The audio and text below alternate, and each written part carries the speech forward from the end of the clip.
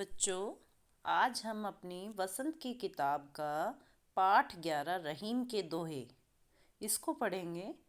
रहीम के दोहे यानी कि ये जो दोहे हैं, दोहे मतलब जो दो दो लाइनों में, दो दो पंक्तियों में कोई काव्य कहा जाता है, कविता की जाती है, उसको दोहे कहते हैं। रहीम जी अकबर के दरबार में नवरत्नों में से एक थे। 9 रत्नों में उनकी गिनती की जाती थी और उनके दोहे, उनकी काव्य, उनके साहित्य उस समय से ही काफ़ी प्रसिद्ध रहा है। तो ये जो दोहे हैं, ये जीवन के महत्वपूर्ण शिक्षाएं हैं जो उन्होंने अपनी कविताओं के माध्यम से, इन पंक्तियों के माध्यम से बड़े ही सरल शब्दों में समझाई हैं। ऐसी शिक्षाएं जो हमारे व्यवहार को उत्तम बनाती हैं, अच्छा बनाती हैं। तो ये 5 दोहे हैं हमारे इस पाठ में। पहला दोहा है, कही रहीम संपत्ति सगे बनत बहुत बहुरीत, विपति कसोटी जे कसे तेई साचे मीत।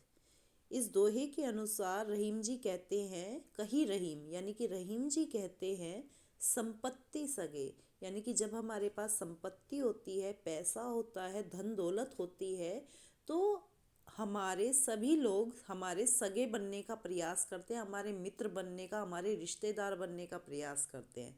बनत बहुत बहुरीत, तरह तरह के तरीकों से, बहुत रीत मतलब अलग अलग तरीकों से, बहुत सारे तरीकों से वो हमारे अपने बनने का प्रयास करते हैं और हर जगह हमसे संबंध जोड़ के बताते हैं कि वो तो हमारा ये रिश्तेदार का रिश्तेदार है, वो तो मेरे मित्र के भाई का मित्र है।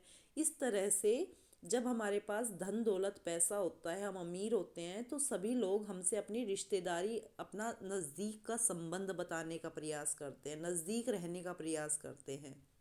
लेकिन विपत्ति कसोटी जे कसे, यानी कि विपत्ति रूपी कसौटी पे जो कसा जाता है, विपत्ति में, मुसीबत में, संकट के समय जो हमारे काम आता है, तेई साचे मीत, वही सचमुच में हमारा मित्र होता है, वही सच्चा मित्र होता है, सच्चा दोस्त होता है, वही हमारा सगा होता है जो संकट के समय हमारे काम आता है।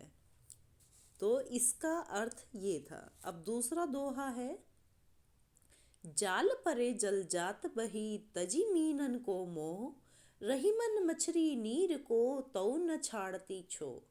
इसमें जाल परे जल जात बहे, यानी कि जब पानी के अंदर जाल डालता है मछली पकड़ने वाला, तो उस जाल के पड़ते ही पानी जाल में से निकल के दूर बह जाता है। और तजी मीनन को मोह, मीनन मतलब मछलियाँ, तजी त्यागना, वो मछलियों का मोह त्याग के उनको छोड़ के जाल में से निकल जाता है। लेकिन मछली रहीमन मछली नीर को तौ न छाड़ती छो, लेकिन पानी की मछली पानी का तब भी मोह नहीं छोड़ पाती और वो पानी से दूर होते ही तड़प तड़प के अपने प्राण त्याग देती है, अपनी जान दे देती है। यानी कि मछलियाँ पानी का मोह नहीं छोड़ पाती हैं। तो इसमें रहीम जी ने बताया है कि जब जाल डाला जाता है तो जाल में से पानी तो बह जाता है, वो मछलियों का मोह छोड़ देता है, उसका प्रेम जो है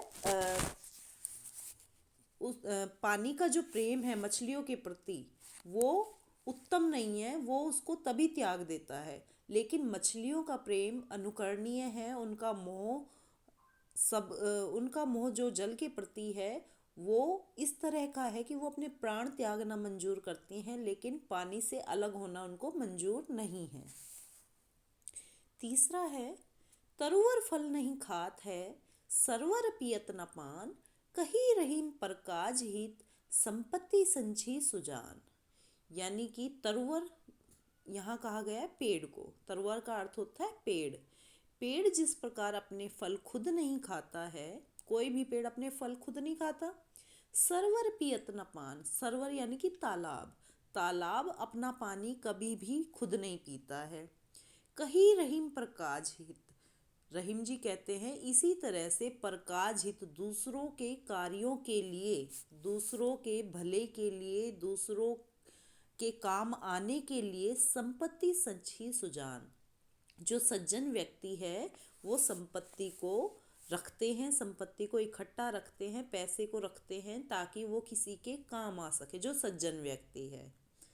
तो इस दोहे में यही दिया गया है कि प्रकृति सदा से ही परोपकारी स्वभाव की रही है।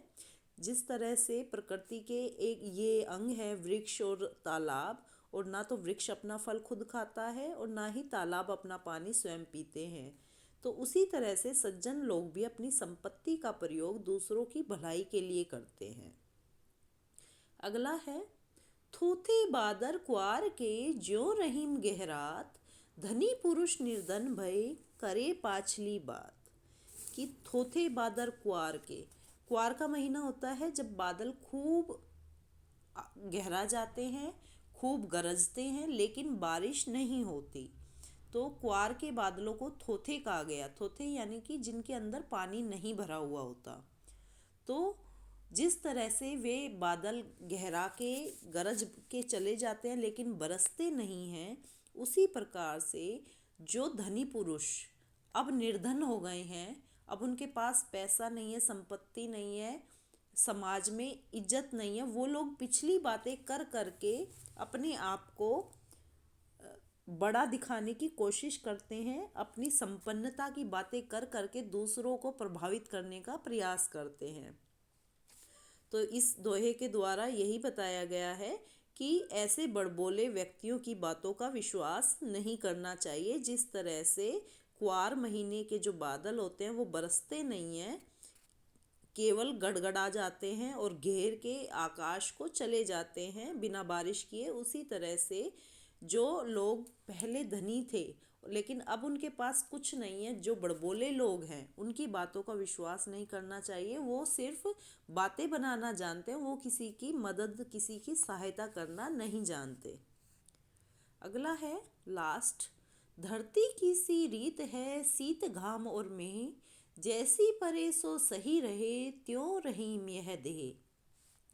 कि जिस तरह से धरती का स्वभाव है वो सभी मौसम को, सभी जलवायु को, सभी ऋतुओं को सहती है, उसी तरह से हमारा ये शरीर है। जिस तरह से धरती शीत यानी कि सर्दी, घाम यानी कि गर्मी और मेह यानी कि बारिश, सर्दी गर्मी बारिश को एक जैसे स्वभाव से सहती है, एक जैसा उसका व्यवहार रहता है और उसके आचरण में कोई परिवर्तन नहीं आता। उसी तरह से रहीम जी कहते हैं हमारा ये शरीर है, इसके ऊपर भी सुख दुख का कोई प्रभाव नहीं आना चाहिए। हमें एक समान भाव से सभी कठिनाइयों, परिस्थितियों का मुकाबला करना चाहिए और इस जीवन में ना तो दुखों से घबराना चाहिए और ना ही सुख में ज़्यादा खुश होना चाहिए, क्योंकि परिस्थितियाँ सदैव एक सी कभी भी नहीं रहती,